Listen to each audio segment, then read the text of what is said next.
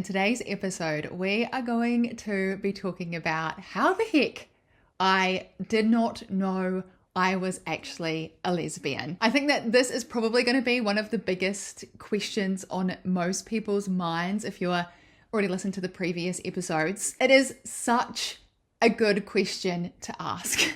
Welcome to the Becoming Space podcast. This is where we break the rules of who we should be and step into the truth of who we are. I'm Zisha, and here we explore the moments that change us, the stories that shape us, and the deep knowing that who we are right now is already enough. I truly had no inch of a clue in the slightest, in the teeniest, weeniest smidgen, that I was actually gay until the penny dropped when I was 31. Now, if you're not caught up on the rest of the episodes, feel free to pop back and have a listen. But very brief rundown, I have only ever been with men in my whole life. I was, in fact, married to a male. We weren't married for the full 7 years we were together, but long-term relationship, we were together 7 years. I think that it's funny how it ended up being 7 years, because I feel like 7 years, it's like the 7-year itch, do people call it? Maybe that happened to me. My itch just ended up being that I'm gay. I'm not sure. But essentially, I just wanted to focus this episode on not realizing or not even knowing that gay Zisha existed. My whole entire life, I've only ever seen myself straight until now. I do maybe somewhat believe maybe before the age of, let's say 6, 7, maybe slightly younger, maybe 5.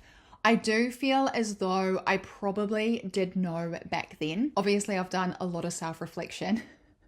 There's no doubt about it. I feel like 31 years, like when I had the penny drop moment, I feel like 31 years. I've just relived it all, just assessing in my mind, how did I not know? But I feel like upon reflection, I may have known when I was, like 5 or under. I feel like social conditioning got to me at a very young age, as it does for all of us. And I personally don't think that conditioning only happens in the form of sexuality. I think social conditioning can happen in so many different ways.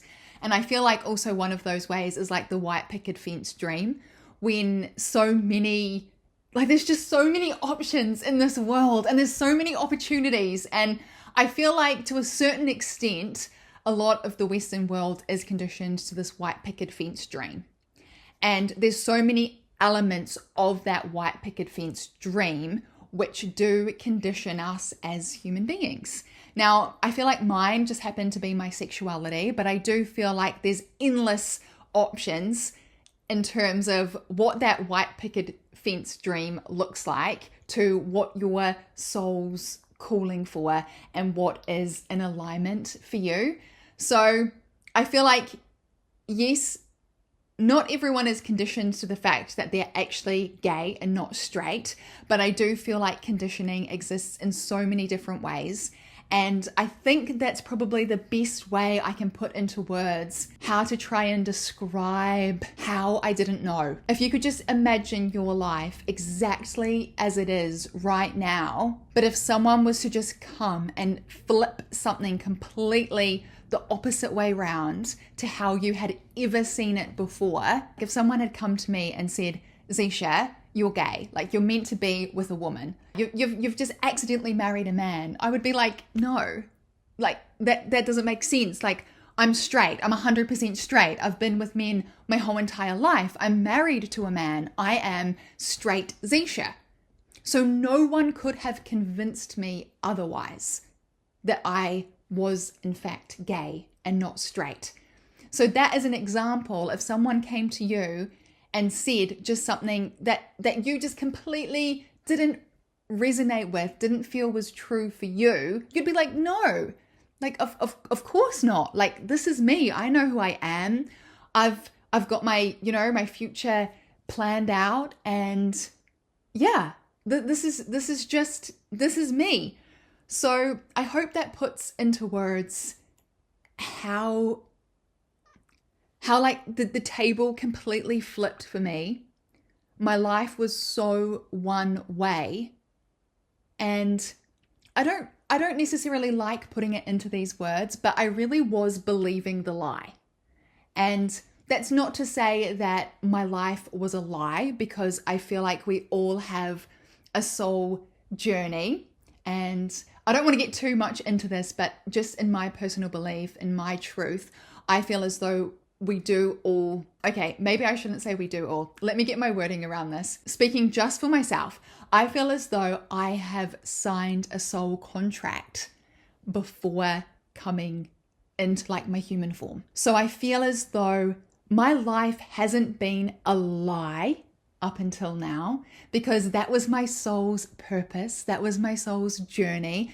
That was what my soul agreed to ensure that I learn the lessons and evolve the way that my soul is meant to in my lifetime. So believing the lie is, I guess, for lack of better words, but I truly did wholeheartedly believe that I was 100% living my truth.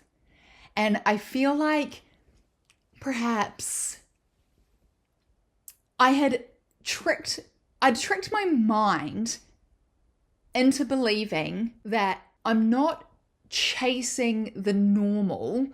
I've never been one to, I guess, want the white picket fence. I've had a very unconventional story. I mean, besides getting married to a man, I feel like that's obviously very conventional. I just didn't realize that that was the puzzle piece that was actually the thing that was going to unlock my authentic self. Because I feel as though most other elements in my life were not that cookie cutter expectation. And I always knew that I wasn't meant to have, that expected life. I always knew that I wasn't, meant to grow up, marry a man, although yes, I did do those two things. I do believe that back then I believed that's what I was meant to do. But after marriage, I wasn't like, then I want to buy a house, then I want to have children, and I would love to have the white picket fence.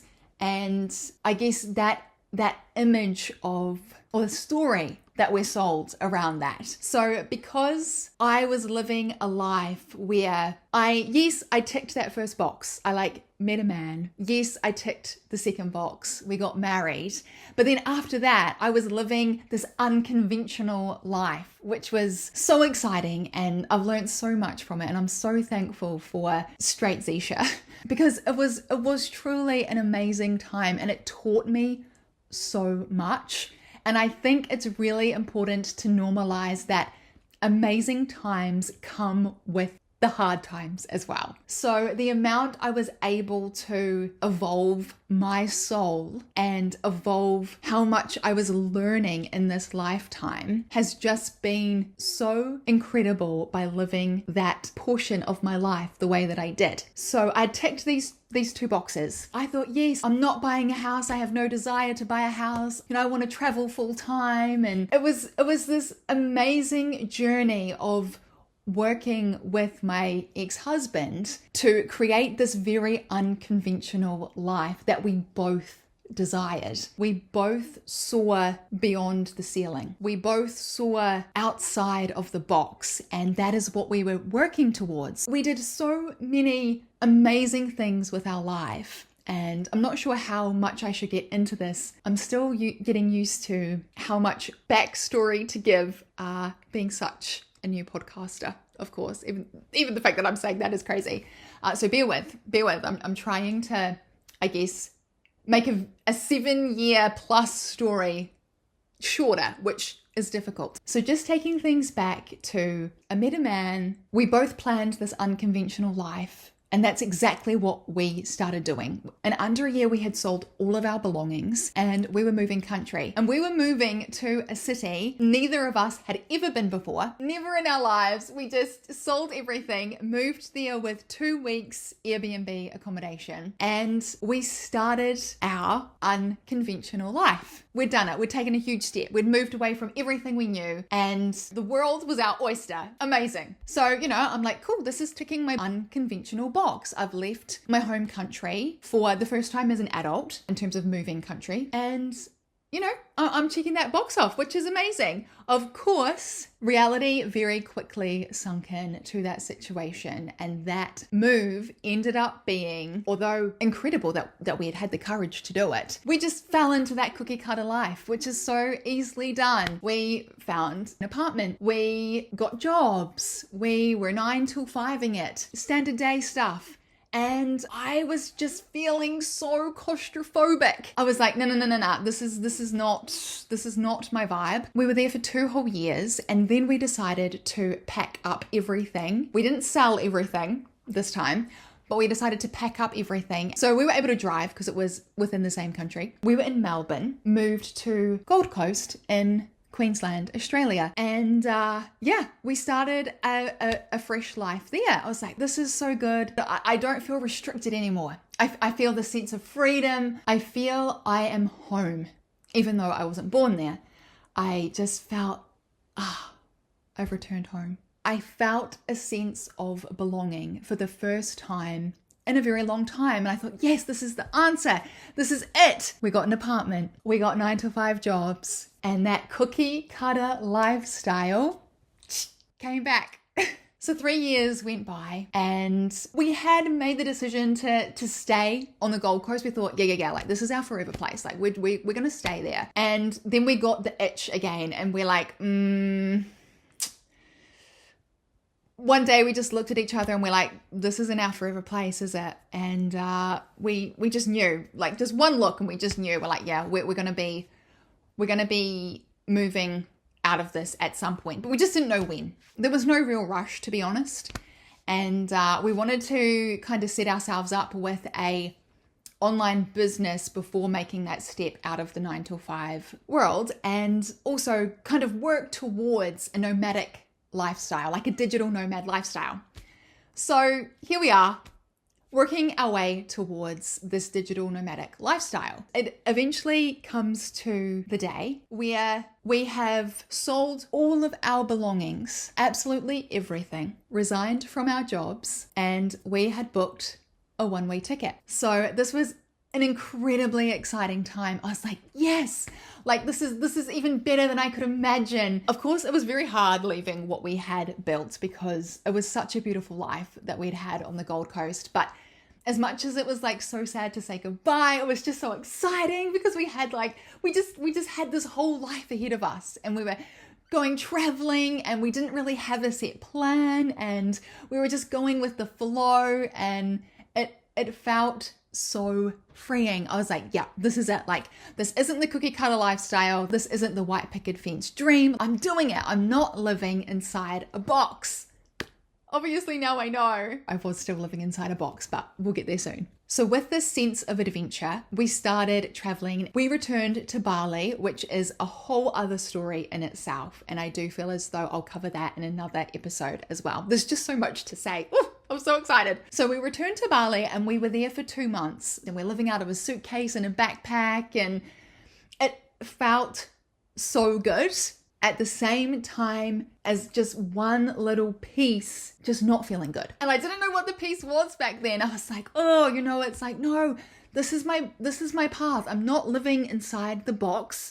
This isn't the white picket fence. This is exciting and adventurous, and I'm here in Bali, and like, this is it. This is it. This is it. This is it. Just give it some time. Just give it some time. Now, Christmas rolled round, and of course, Christmas time, you want to be with family. So we returned to our home country. And during that time, my life felt more out of place than ever before. I was in just complete survival mode, and I didn't know back then that that's what it was, but I was so burnt out. I was so dysregulated. Like, my emotions just completely controlled me, like in an overwhelming manner. And it was a really tough few months. And I applied for a life coach.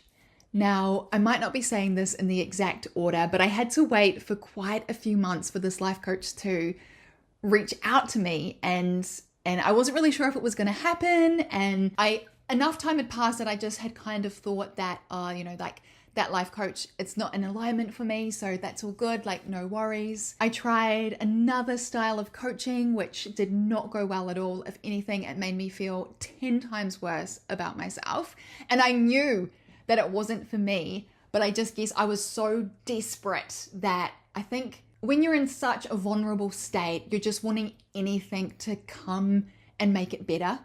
And I knew before I put the payment down that it wasn't in alignment with me, like my intuition told me. I should never have done it, but I think that's the amazing thing about hindsight, isn't it? It's just one of those things. It's like I knew I shouldn't have because I knew that it wasn't in alignment, but I did, and that's my lesson learned. I think that it's really important in life to know what your intuition is really trying to tell you and follow that voice. So I knew this first life coach I had applied for was so in alignment for me, and for whatever reason, the universe wasn't reciprocating it yet. So I started to panic. I tried to control, and I was like, yep, okay, I'll just do this one instead. This other one, yep, that's fine, let's do it.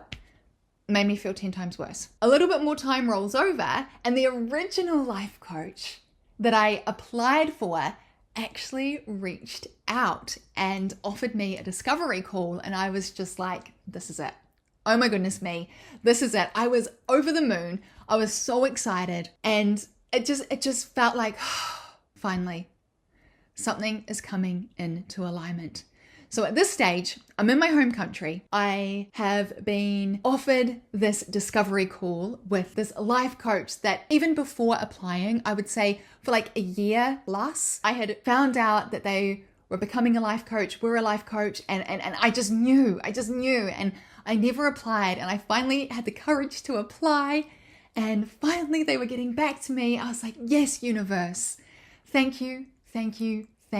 Now that discovery call, ooh, that was a big one. We're going to shake it off here.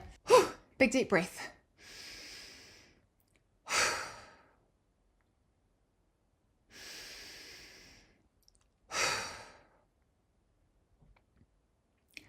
That discovery call, I was an absolute mess. I can't put into words. I was so overwhelmed, so burnt out, so in survival mode. I didn't even see it at the time. I couldn't see it. It's just one of these things in life. I think, I was always thinking to myself, I'm living out of the box. Why is it not working out? It shouldn't be this hard. But I'm like, I'm here. I'm not doing the white picket fence life. Like, I'm doing this digital nomad thing that I've always wanted to do. I've always wanted to travel. And, I'm about to go traveling again after Christmas, New Year. And I'm like, phew, what's happening? It doesn't make sense to me. And in that discovery call I had with my life coach, which of course then I signed up with and I've been on such a beautiful journey with since. Brings so much peace to my being and my soul. I finally had a little bit of structure that felt like I was really making progress. And it wasn't progress in a way that I was floundering about the place like control. It was just a steady, stable routine and structure that once a week I had my session with my life coach on the same day at the same time. And I really feel like that was the consistency that I needed at that stage in my life. Just that one small puzzle piece opened my internal world far beyond the world I could ever imagine. And at this point, I still don't know that I'm gay, right? I still don't know. I'm still straight Z shit at this part of the story. And I went on such a beautiful journey. And I was so grateful to have had such a beautiful soul gift me her time. And I don't want to mistake gift as in I was, signing up for free. but a gift as in, yes, she provided a service, which of course in turn there was a payment involved. But the truth is she still was there, committed to sharing her time with me. And maybe that's a better way of wording it. And having that one stable pillar in my life was everything that I needed. And I tell you what, after some of those sessions, it would take me a few days to recover. I would feel like I had been hit by a bus. Just the layers that were just falling away. And the freedom, it was incredible. I don't quite have the words. So from there, my life coach was having a trip to Bali. And I was like, okay, I was a bit unsure about investing in the life coach and then investing in the trip to Bali. Plus, I'd already spent the 2 months in Bali prior, right? So I was like, I was really only going to invest in the life coach. I wasn't really planning to invest in also the trip. And I just got to the point, I thought, you know what? Literally, I'm doing it. I'm doing the trip. Because my intuition told me to. And I am so grateful that I listened to my intuition and I went on that trip. Because that trip was the second pillar that I really, really, really needed to get out of the box I had put myself in. That trip, it was almost like the amount of care and love and understanding and acceptance I had from my life coach, amplified with every single person that I had met on that trip. And for the first time in my life, this is big. For the first time, we're going to try and get through this.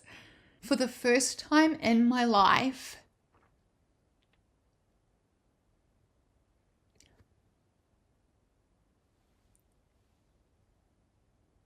I had, okay. I've just had to recover a little. We weren't expecting to go there, but we're going here. So it's all good. I'm just going to shake it off a little. Whew. Okay, we've got this. For the first time in my life, I wasn't feeling judged if my skin was pale or tan, if my hair was messy or perfect, if my outfit was exactly in the perfect position, if I had said something slightly out. I haven't revisited this memory for a while. And I can feel it. I'm just trying to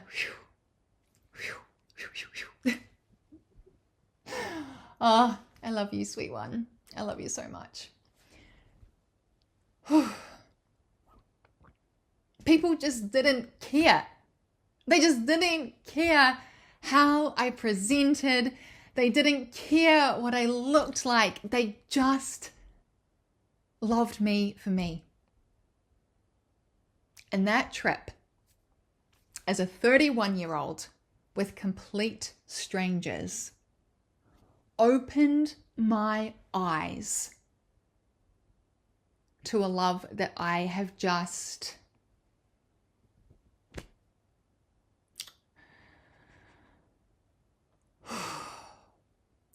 never experienced before.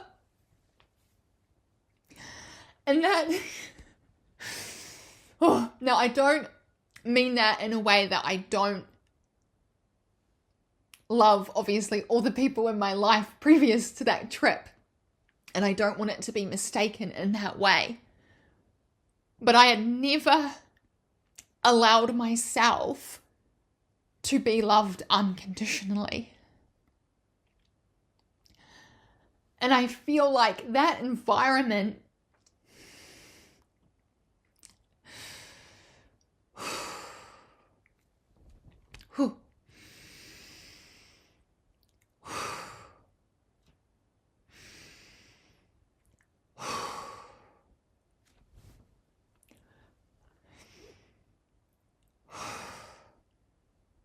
Okay.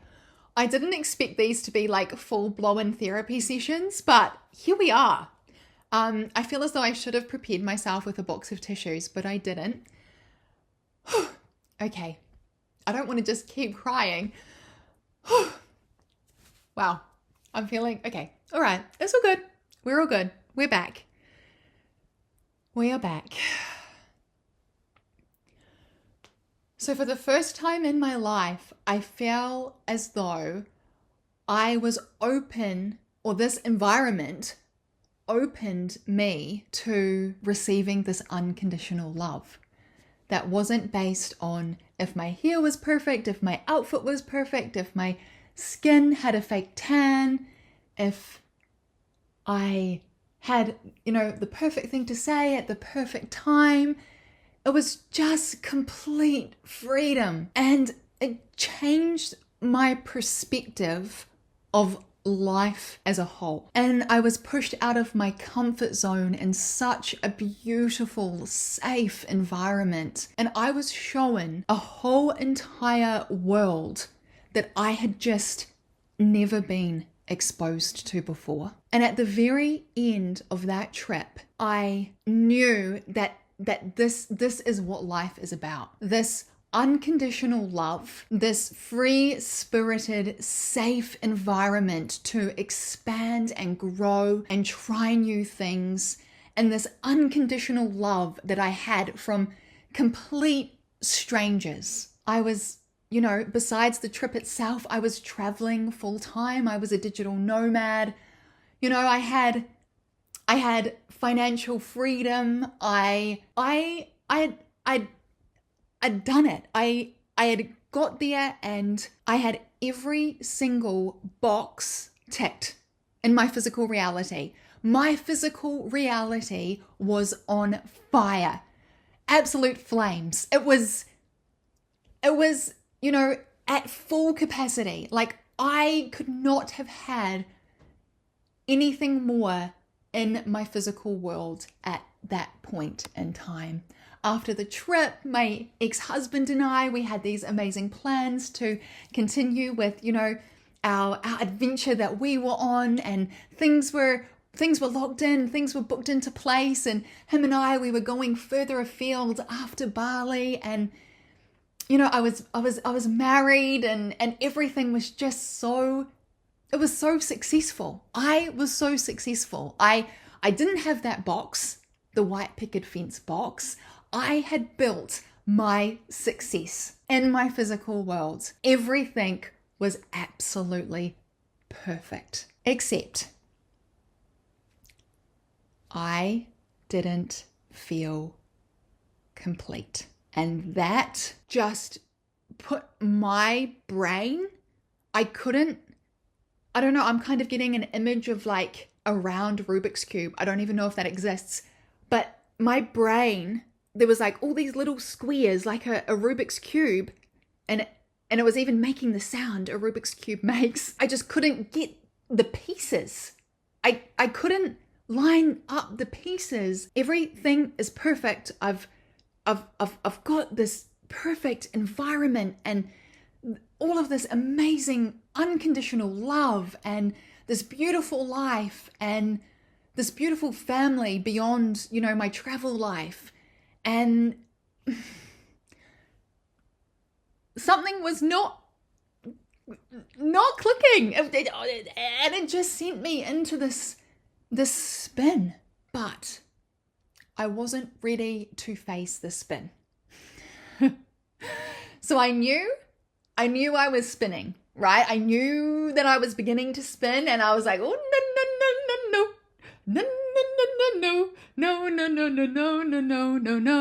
We're going to avoid that spin because my life is so perfect right now.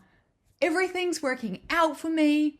I am successful. I am traveling full time. I've just had this amazing experience, and I wanted to enjoy that experience. I wanted to hold on to that joy, which, I mean, my opinion on not being able to hold on to that joy and go through this spin has probably changed. I probably could have done both, but at that time, I just wasn't ready.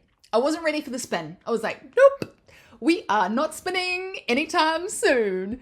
So we continued, my ex-husband and I, we continued. We stayed our stint in Bali, which was so amazing. And then we traveled to Singapore and had the most amazing time there. We were only there for 2 nights and we just made the most of it. It was like, I was like, yes, this is the peak. Like, Singapore has been on my bucket list for my entire life, and I was there, I was living it, I was in Singapore, I was like, yes, yes, yes, yes, doing a happy dance every day. I was like, yep. And then we were planning to go to Thailand, and the direct flights had sold out. So there was going to be a layover in KL, Kuala Lumpur, Malaysia. And we were like, well, we're paying to go there anyway. Why not just stop off there? Like, let's check out the visa. Let's see like how easy it is for us to get in with 2 days turnaround. And yeah, we were able to get a visa. Like, that was all good. We could stay up to 3 months. And we're like, yes, like this is perfect. The universe is sending us to Kuala Lumpur and we can stay up to 3 months and like all the boxes were being ticked. It was incredible. We then landed in Kuala Lumpur. Now, I feel really bad for this, but I'm going to have to cut this episode here. And I know I've left you on like the biggest cliffhanger. This was not intentional. I'm just surprised about actually how much I've already spoken about this topic. So I'm going to cut here. And I will see you in the next episode. See you? You'll hear me? How does this work? I'm still learning this podcast lingo. So stay tuned. We're going to be back. We'll jump right in to Kuala Lumpur. And this is actually perfect how the universe has lined this up, because Kuala Lumpur is where it all went down. So I feel like that in itself actually deserves an entire episode. So here we go. I'll see you soon. Thank you for being here on the Becoming Space podcast. These conversations are just the beginning. And if you feel drawn to explore deeper, my coaching space is open by application for those who are ready to step into more of who they truly are. I'd love to connect. You can find me on Instagram at Zisha Aspin. If you're enjoying the Becoming Space podcast, I'd love for you to follow, leave a review, and share it with someone you love to share the love. You are exactly where you are meant to be. There's no rush, no right way, only your way. See you next time.